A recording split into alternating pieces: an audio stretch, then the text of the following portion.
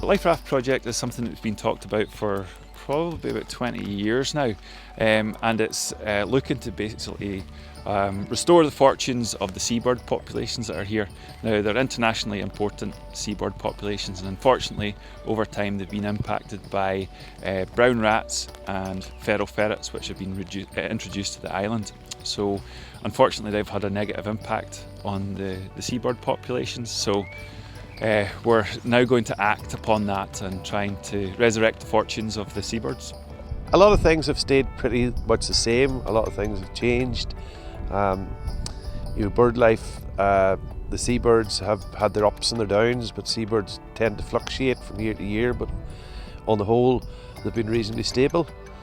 Other species that I remember when I grew up as a child that was plentiful on the island was corncrake, for instance, and I saw it decline till we lost them all completely and had none.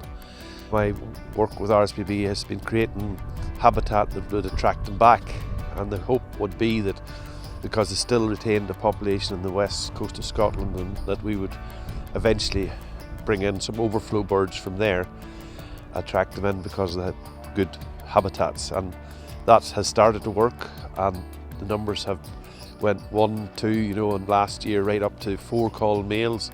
Most has been in the island for 30 years, and it's one of those real excellent success stories, and we're just really hoping in the next week or so we should be hearing the first corncrakes returning, and they do come back to the same site each year.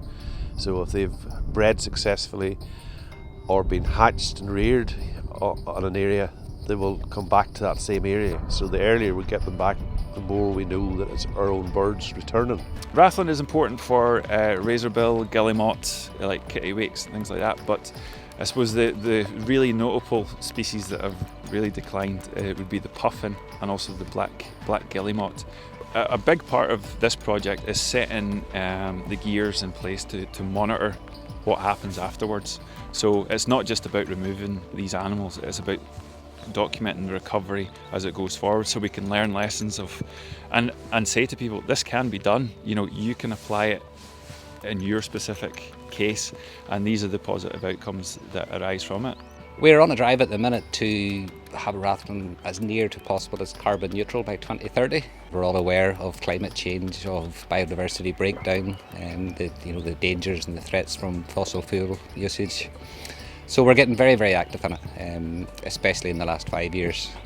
The people of Rathlin very much recognise what's around them, and they see changes, they see bird populations declining, and they get concerned about it. So we've taken it on ourselves to see what we can do in our part to try and improve all of that.